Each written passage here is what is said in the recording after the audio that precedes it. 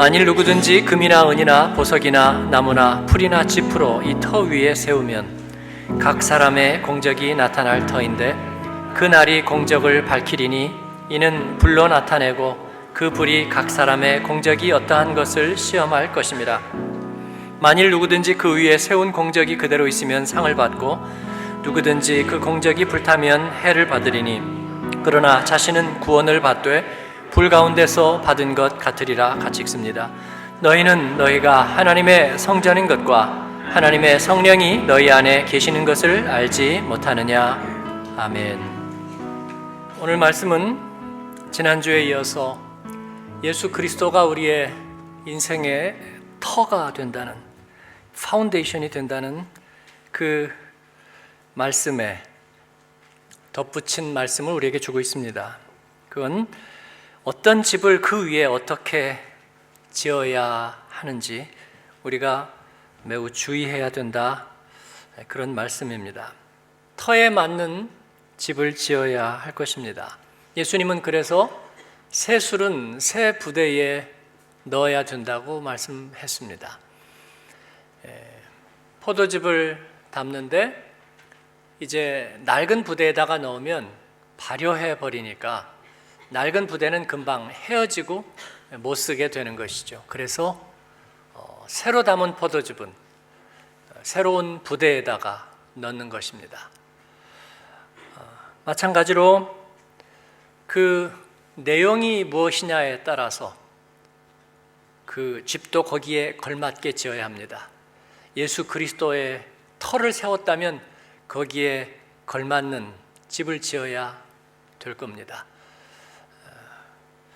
우리나라 사람들은 그래서 집에 대한 비유들이 많습니다. 우리 육체를 가리켜서도 몸집이라 그럽니다. 몸이 들어가 사는 집이라. 그래서 옆에 분에게 한번 인사해 주세요. 몸집이 좋으십니다.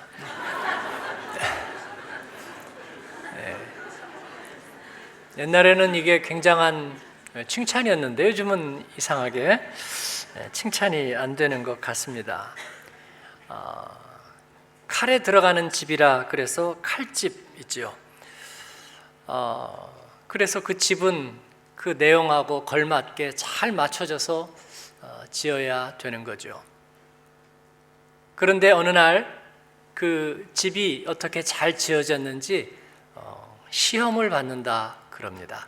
마치 불 가운데 지나가는 것처럼 시험을 받는다고 합니다. 그러면 그 재료와 또 그 집이 어떻게 지어졌는지에 따라서 집이 무너질 수도 있고 견고하게 남을 수도 있다고 합니다. 풀이나 나무나 집같이 금방 허물어지고 쓰러질 것으로, 사라져버릴 것으로 집을 지으면 그 집은 견디지 못한다고 그럽니다. 바람이 불고 풍랑이 오고 쓰나미가 밀려오고 그리고 지진이 일어나면 거기에 견디고 그리고 버틸 수 있는 집이 지어져야 될 겁니다.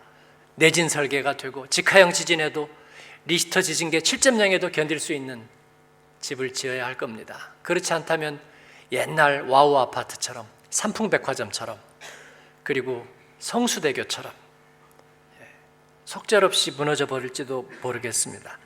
우리 인생의 집도 역시 그렇습니다. 예수 그리스도의 터에 걸맞게 온전한 집이 지어져야 될 것입니다. 인생의 집에서 그 재료라는 걸 뭘 의미할까요? 그 안에 어떤 가치들을 담았느냐 하는 것입니다. 어떤 것들은 안에서 너무나 쉽게 사라져버리는 것들이 있습니다. 그리고 어떤 것들은 영원한 것들이 있습니다.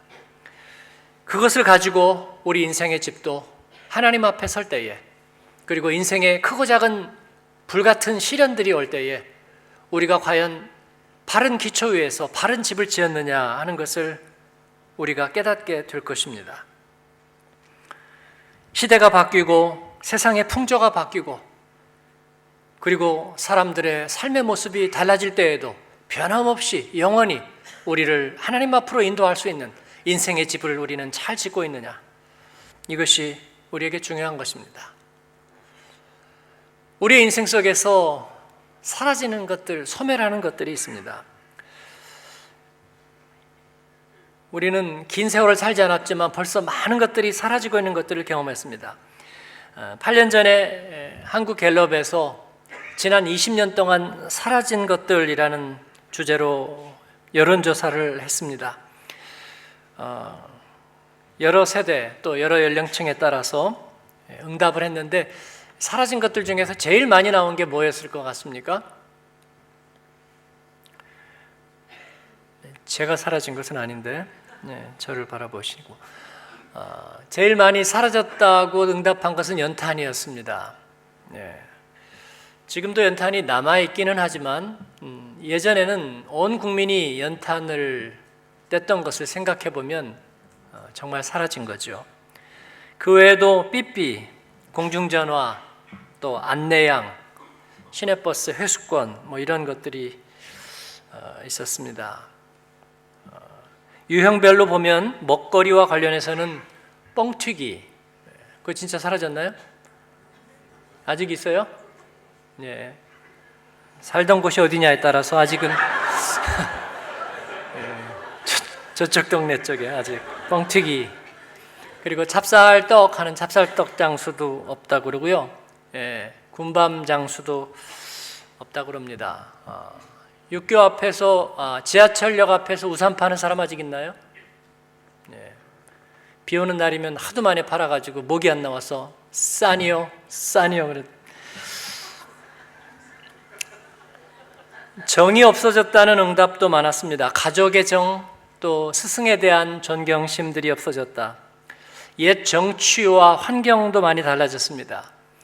비포장도로 없어지고요, 완행열차 없어지고, 굴뚝청소부 없어지고, 전화교환원 없어지고, 소달구지, 그리고 고드름, 이런 것들이 찾아보기 어렵다고 그럽니다. 물건과 관련해서는 우체통, 또 공중전화, 쌀이빗자루, 반공 포스터, 팔각성냥, 이런 것들이 없어졌다고 그래요. 저도 좀 생각해 봤는데, 저는 어릴 때 자주 아파서 병원에 자주 갔거든요. 그때는 병원에서 주사기 소독해서 썼죠. 그 달그락달그락 소리 나면서 소독되던 주사기 생각이 납니다. 또 혈관을 찾을 때는 여기다가 고무줄, 노란 고무줄을 묶었어요. 요즘은 그거 보기 어려운 것 같습니다. 또 의사의 이마에 차던 이 거울도 생각이 납니다. 교회에 가면 톱밥 난로를 썼죠. 우리 사찰 집사님이 중간에 와서 톱밥 난로에 톱밥을 하나씩 부으면 연기를 내면서 푹 불이 붙던 생각이 납니다. 교회의 삶에서도 사라진 것들이 많이 있습니다. 전에는 철야기도 하면 저녁 10시에 시작하면 새벽 4시, 5시까지 꼬박 철야를 했습니다. 성탄절에는 새벽송, 또 산에 올라가서 하던 산기도, 모든 것들이 사라져 버렸습니다. 전에는 주일학교, 성경학교 때도 찬양할 때도 그렇게 했죠. 토큰 필요 없어요, 주님 차장 되시니. 그런데 지금은 토큰도 없고 차장도 없으니 다 바뀌어야 되게 되었습니다. 세월은 흐르고 그 사이에도 또 많은 것들이 사라지고 있습니다. 북극의 얼음도 녹고, 그래서 북극곰이 얼음 조각을 타고 서핑을 하고 있습니다. 안 떨어지려고. 만년 동안 남아있다던 만년설이 녹아내리고, 그래서 사람들이 모든 것은 변한다고 말하고 있습니다. 그러나 변하지 않는 것들도 있습니다. 아니, 변하지 말아야 되는 것들이 있습니다. 우리 인생의 내면의 집에는 더더군다나 변하지 말아야 될 것들이 있습니다. 구약 성경의 다니엘은 가장 많이 변하던 시대에 살았던 사람의 대표입니다. 그의 조국 유다는 무너졌고, 그리고 그는 포로로 잡혀갔습니다. 어린 나이였습니다. 그곳에는 전혀 다른 세계관이 지배하고 있었습니다. 바벨론입니다. 세계 최고의 대제국, 그곳에서 다니엘은 창시계명을 요구받았고 이름을 벨드사살로 고쳤습니다. 머리를 깎았습니다. 다른 머리를 요구받았고 다른 옷을 입었습니다. 다른 음식을 먹었습니다. 그리고 다른 종교를 강요받고 다른 역사를 배웠습니다. 다른 생존의 법칙이 기다리고 있었습니다. 다니엘과 이스라엘 포로민들은 그런 위기를 맞았습니다. 어떻게 해야 될까? 어디로 가야 할까? 주류 세계관은 바벨론입니다. 바벨론의 왕에게 순종하고 충성하고 거기에서 가장 근접한 출세의 길을 찾는 것이 그들이 선택할 수 있는 최고의 선택이었습니다. 다른 길이 있었을까요? 우리는 동조할 수 없다. 거부한다. 단식투쟁이다. 죽으면 죽었지 우리는 그렇게 못한다. 차라리 우리를 죽여라. 그랬다면요, 그들은 아마 다 핍박받고 도태되었을 것입니다. 왜냐하면 힘이 없기 때문입니다. 우리의 모델 다니엘은 어떤 선택을 했을까요? 그는 다른 선택을 합니다. 그는 먼저 바벨론에 붙잡혀왔다는 그 포로된 현실을 인정합니다. 그러나 그는 그 포로된 현실을 인정하고 이름도 바꾸고 옷도 바꿔 입고 그리고 머리도 하라는 대로 했고 주는 음식을 먹어야 되었지만 그러나 그는 자기의 내적인 정체성을 지킵니다. 왜냐하면 그는 바벨론의 사람이 아니라 하나님의 백성, 하늘 시민이기 때문입니다. 그 표로 그는 하나님 앞에 예배하는 것, 하나님만이 한 분 왕이신 것을 인정하는 것, 그것에는 양보하지 않기로 뜻을 정합니다. 늙어서 죽을 때까지 하루에 3번 하나님을 향해서 창을 열고 기도했고, 그리고 왕이 주는 진미를 거부합니다. 그 대신에 자기가 채소를 먹지만 그러나 왕이 주는 과제는 다 해내겠다고 다짐합니다. 이것이 다니엘의 두 세상이었습니다. 여러분, 사람들이 얘기하죠. 이 세상이 불의하다, 불공정하다, 이 세상이 참으로 악하다. 그러나 하나님은 그 세상을 우리에게 세팅값으로 주셨습니다. 우리에게 무대로 주셨습니다. 우리 연주회를 얘기했는데 한번 우리 성악가인 집사님이 제자 훈련하다가 저에게 물었어요. 이제 하나님께 영광을 돌리면서 내 직업을 통해서 하나님께 영광을 돌리면서 살고 싶은데 내가 오페라에서 부르는 아리아들은 전부 남녀 상렬지사이거나 아니면 뭐 죽이거나 나중에 자살하거나 말이에요. 아니면 신화의 내용이거나 그런 노래를 내가 열과 성을 다해서 불러야 하는데 어떻게 하나님의 영광을 돌릴 수 있을까요? 여러분, 우리가 장사를 하면서 사고 팔고 경쟁하고 그리고 목적을 달성하고 성취합니다. 그러기 위해서 우리는 어쩔 수 없이 누군가를 페어한 경쟁이라고 할지라도 누군가를 배제해야 되고 그리고 누군가를 희생해야 하고 누군가를 대가로 해서 우리는 성취를 이루어냅니다. 이것이 과연 공정한 시스템인가? 우리는 이러고도 하나님께 영광을 돌린다고 말할 수 있는가? 좀 더 심각한 예를 들어볼까요? 영국과 프랑스가 역사적으로 보면 그들이 전쟁한 예는 많았습니다. 그들 중에 한 젊은이, 그는 개신교인이고 또 맞은편의 젊은이, 그도 개신교인입니다. 국가가 명하는 전쟁에 나가서 그들의 소신과 상관없이 총뿌리를 겨루고 싸워서 함께 방아쇠를 당겼는데 서로 죽임을 당했습니다. 그들은 어떻게 했어야 되는 것일까요? C.S. 루이스는 그런 상황을 가정해서 얘기한 적이 있어요. 그날 저녁인지는 모르죠. 그날 그 두 사람은 천국에서 서로 개면쩍게 마주보면서 웃고 있었을 것이다. 그런 얘기를 합니다. 하나님은 우리에게 두 세상을 주셨습니다. 하나님을 떠나 죄 가운데서 스스로 자기의 길을 가는 세상 속에 하나님은 우리의 삶의 자리를 두셨어요. 다니엘은 그 현실을 인정하고 하나님께서 주신 그 상황 속에서 하나님의 백성으로 살아가는 방법을 택합니다. 그 내적인 하나님 사랑, 하나님 예배, 하나님의 소명, 그 정체성을 놓지 않으면서 그리고 주어진 삶의 현실에 충실합니다. 바벨론의 질서에 순응하고 거기에서 왕이 주는 과제를 묵묵히 해냅니다. 때로 그게 구조악의 보탬이 되는 결과를 가져올지라도 말입니다. 열왕기서에 보면 이 오므리 왕조의 악한 왕이었던 아합 왕은 하나님 앞에 범죄한 왕입니다. 그러나 그의 궁정 대신이었던 오바댜는 그 아합의 신하입니다. 시키는 대로 하지 않을 수가 없어요. 그래서 그 악의 하수인의 역할을 하지만 그러나 그는 하나님 앞에서 하나님의 백성으로 찾아 살아가는 방법을 찾습니다. 그게 뭐냐면 아합과 이세벨이 하나님의 선지자들을 다 죽이는 거예요.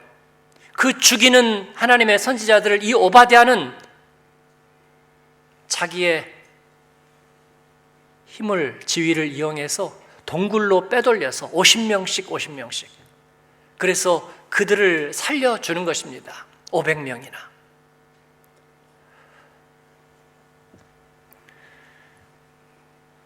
오페라에서 세속적인 노래나 신화나 아니면 자살극이나 아니면 살해의 역할까지도 해야 되는 그런 노래를 부르지만 우리는 하나님을 향해서 하나님께 영광을 돌리며 그 하나님을 향한 선한 마음으로 노래할 수 있습니다. 어떤 코미디언이 술 취하는 연기도 하겠고요.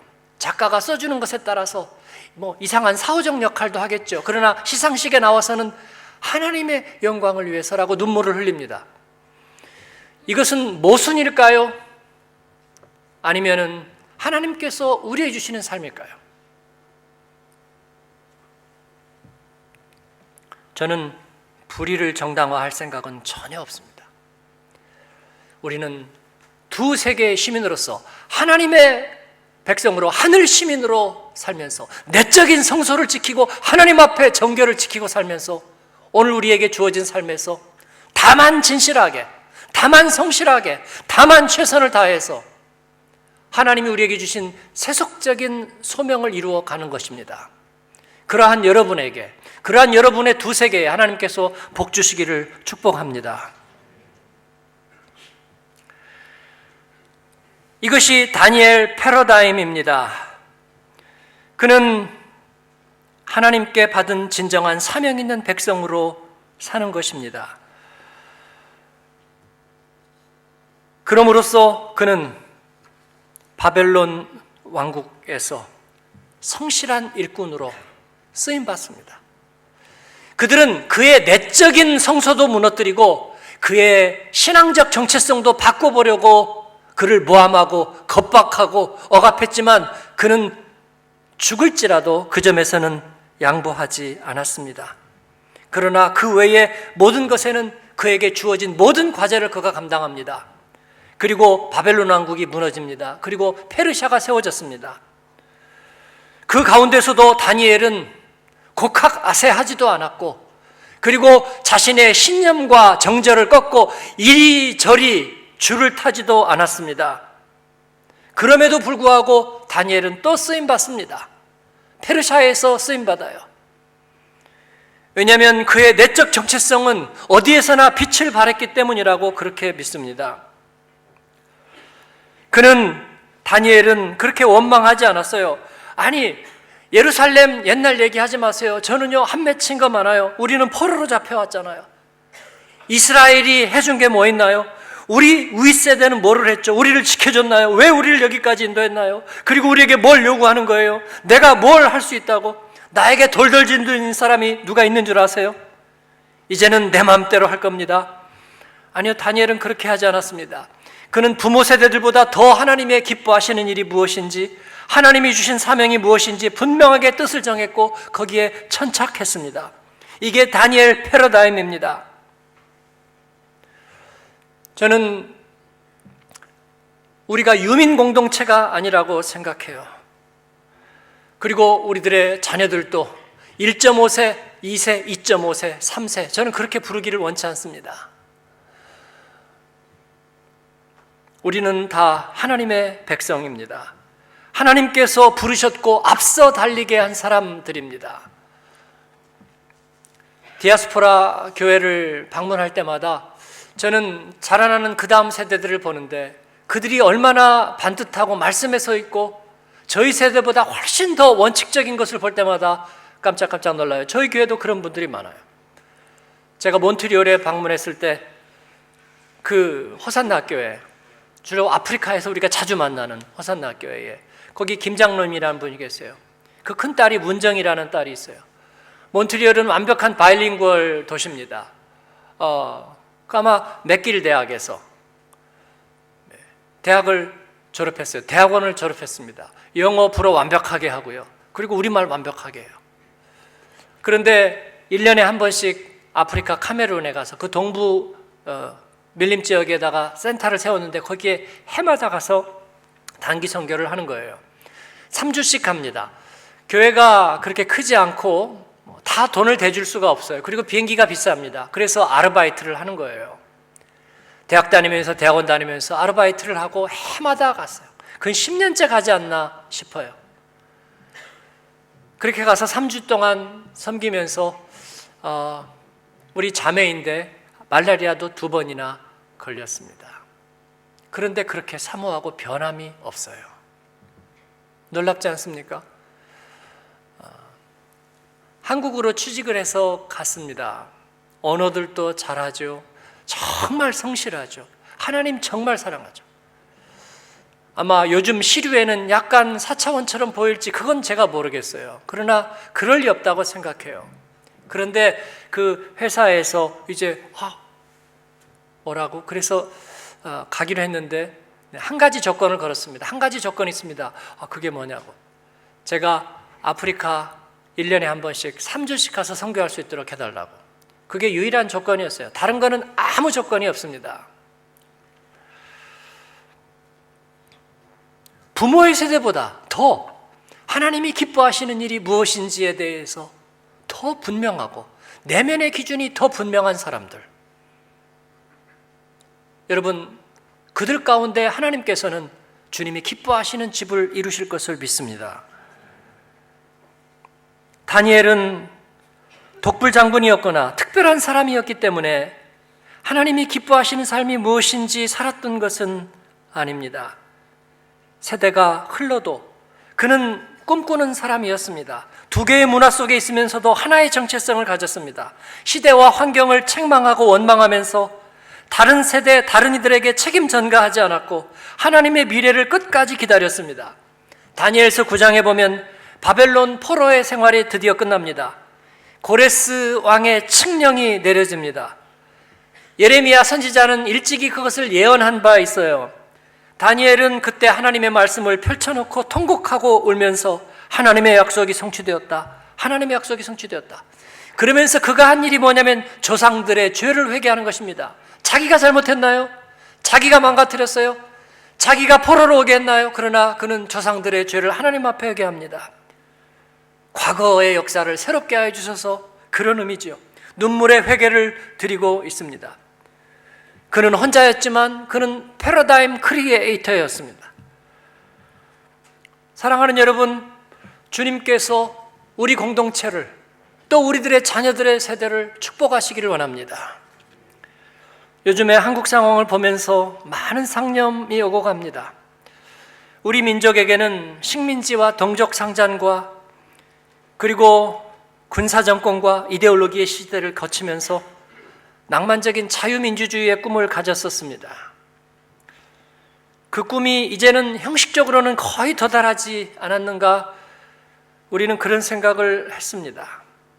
그러나 요즘의 일들을 보면서 이 질서 가지고는 그동안에 이미 뿌리를 깊이 내려버린 이 거대한 욕망의 이해관계 고리를 넘어서기가 참으로 어렵구나, 그런 탄식을 갖게 만듭니다. 이런 일들이 단순히 권력의 부패일 뿐이라면, 사람 바꾸고 그리고 제도를 개선하면 해결될 수 있을지 모르겠습니다. 그러나 그 내부에 존재하는 근본적인 가치가 문제라면 이것은 그렇게 간단하지 않을 것 같습니다. 왜냐하면 이것은 단순히 몇몇 기득권만의 문제는 아니기 때문이에요. 서로 상충하는 거대한 이해관계의 흐름을 완전히 해결할 수 있기는 불가능합니다. 우리의 질문은 우리의 조국이 무엇으로 다음 세대에 집을 지을까 하는 것입니다. 어떤 가치 위에. 작은 희망이라면 한국 민족은 위기가 있을 때마다, 어려울 때마다 대의 앞에 하나가 되어서 섰다는 사실입니다. 이번에도 보니까 모처럼 동과 서가 한 목소리를 내는 것, 그건 희망적입니다. 강남과 강북이 한 목소리를 내는 것, 세대와 세대가 한 목소리를 내는 것, 희망적입니다. 그러나 다시 한번 이 대의가 소비자적인 원망의 함성이 되지 않기를, 이해관계의 함성이 되지 않기를, 그 옛날 만주벌판에서 조국을 찾겠노라 맹세하며 말달리던 그 선구자의 희생과 헌신의 자기각성이 되기를 마음속으로 바랍니다. 우리 그리스도인의 패러다임이 아니라면, 우리가 그 집에 온전한 기초를 세우고 그리스도인의 빛과 소금의 영성이 아니라면, 대속의 사명감이 밑받침되지 않는다면 이것이 근본적으로 이루어질 수 있는 일이겠습니까?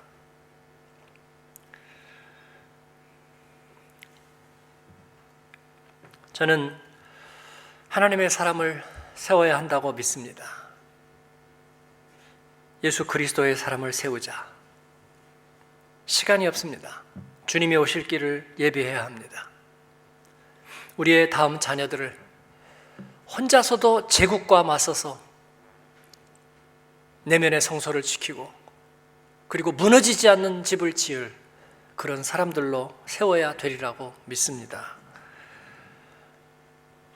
하나님은 우리에게 인생의 집 짓는 법을 가르쳐 주셨습니다. 집을 짓는데 가장 중요한 것은 코너스톤, 머릿돌입니다. 그런데 건축자들이 쓸모없다고 버린 돌이 있었답니다. 하나님은 그 돌을 가져다가 주춧돌을 삼으셨습니다.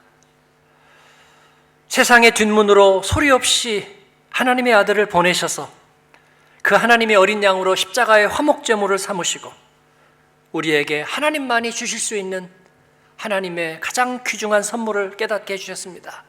그 값없는 은혜, 그 생명의 구원. 이러한 것 가지고 무슨 힘이 있겠느냐고 세상이 멸시하고 버린 돌을, 왜 여기에서 걸리적거려 발로 차버렸던 돌을 하나님은 가져다가 한 생명을 살리는 재료로 쓰셨습니다. 한 영혼을 구하는 재료로 쓰셨습니다. 한 마리의 양을 찾는 데 사용하셨습니다.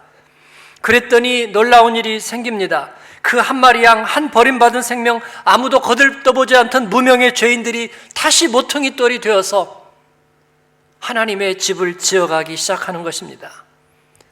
알고 보니 저희가 바로 그 집이었습니다. 우리가 바로 그 돌이었습니다.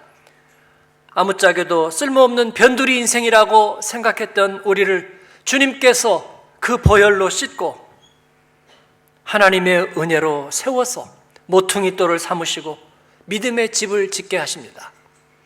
바벨론이 와도, 페르시아가 와도, 헬라가 와도, 로마가 와도, 이 세상의 평화가 깨져도 그 집은 무너지지 않을 거라고 말씀하십니다. 만세반석 예수님 위에 인생의 집을 지으면, 변함없는 십자가 패러다임 위에 집을 지으면, 한 영혼의 가치 위에 너의 삶의 무게를 두면 주님이 무너뜨리지 않으리, 세상의 악이 무너뜨리지 못하리.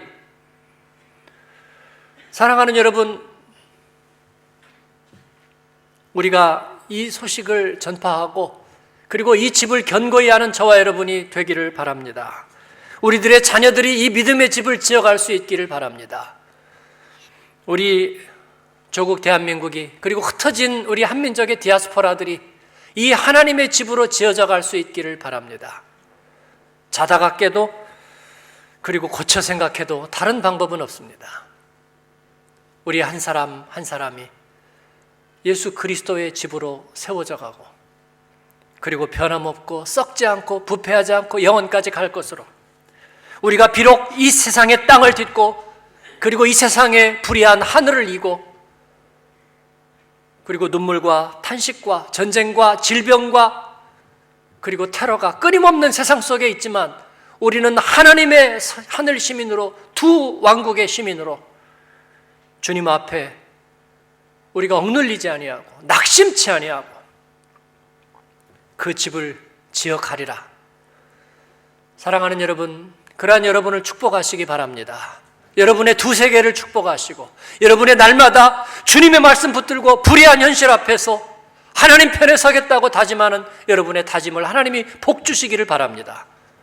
이중문화에서 시달리고 그리고 눈물을 흘린 우리들의 자녀들이 그 고통과 아픔과 모빙과 왕따와 그리고 좁은 가능성을 이겨내고 하나님 앞에 승리의 고백을 올려 드리기를 바랍니다. 주님이 우리의 편이고 우리가 위해서 서로 축복하고 기도할 것입니다. 우리는 사라지는 것들 가운데 있지 않습니다. 영원하고 변함없는 것들 가운데 있습니다. 그 주님께서 이 대강절에 여러분을 복 주시고 우리 민족을 복 주시고 또 흩어진 우리 하나님의 사람들을 복 주시기를 예수님의 이름으로 축원합니다. 아멘. 기도하겠습니다. 말씀을 붙들고 기도합니다. 주님 오실 때에 우리에게 칭찬하시기를 네가 흔들리는 세상 속에서 이력 편주와 같은 그런 인생 가운데서 나를 변함없이 사랑하고 그리고 하나님의 집으로 너의 집을 잘 지었구나. 착하고 충성된 종이로구나. 네가 한 영혼과 한 생명을 귀히 여기고 그리고 자녀를 제자 삼으며 변하는 세상 속에서 변함없는 진리 말씀 따라 살아주었구나. 내가 너의 고백 위에 너의 반석 위에 나의 집을 지어가리라. 주님께서 그렇게 칭찬하실 수 있기를 바랍니다. 하나님, 마른 막대기 같고 꺼져가는 심지와 같은 내 인생을 주님께서 사랑하시고 축복하시고 사용하여 주신 것 감사합니다. 하나님 아버지, 바람이 없어도 향기를 전하고 주님 메아리가 없어도 주님의 그 소리를 전하겠습니다. 낮이 낮에게 밤이 밤에게 소리를 전하듯이 하나님 주님의 소식을 전하며 주님의 집으로 지어져 가겠습니다. 하나님 축복하여 주시고 믿음의 집, 믿음의 가정, 믿음의 기업을 복 주시옵소서. 하나님, 우리를 하나님의 의와 진리의 거룩함으로 지은 새 사람으로 새롭게 하여 주시고 우리 신앙 양심이 부끄러울 것 없는 하나님의 일꾼으로 새롭게 서게 하여 주셔서 우리 때문에 우리가 서 있는 이 땅은 사기치는 사람도 그리고 도피하는 사람도 거짓된 사람도 그리고 정욕과 도적의 무리도 사라지는 하나님, 그러한 복된 지역이 되게 하여 주옵소서.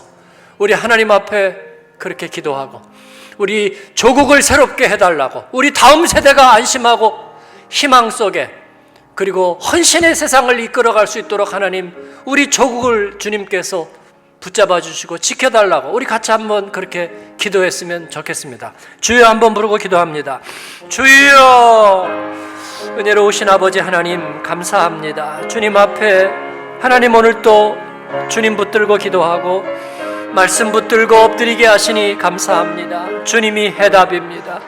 우리에게 오신 주님, 우리에게 임마누엘 오셔서 하나님, 우리에게 하나님의 그 놀라운 선물을 허락하시고 하나님의 그 존귀함을 저에게 회복시켜 주신 하나님, 우리로 하여금 아버지 다니엘처럼 그리고 복음의 사람들처럼 흔들리는 세상 속에서 영원한 것을 사모하며 꿈꾸는 하나님의 백성으로 살게 하신 하나님을 찬양합니다. 우리와 우리의 집을 축복하여 주시고 이 땅에서 믿음의 기업들을 축복하시고 하나님의 또 자녀들을 축복하여 주시고 주님 앞에 꿈꾸는 백성 되게 하시고 하나님의 영광을 놓지 않고 하나님 아버지 마음의 성소를 아버지 주님 앞에 견고히 세우는 하나님의 사람들 되게 하여 주옵소서. 두 세계에서 승리하게 도와 주시옵소서. 감사하며 예수님 이름으로 기도합니다. 아멘.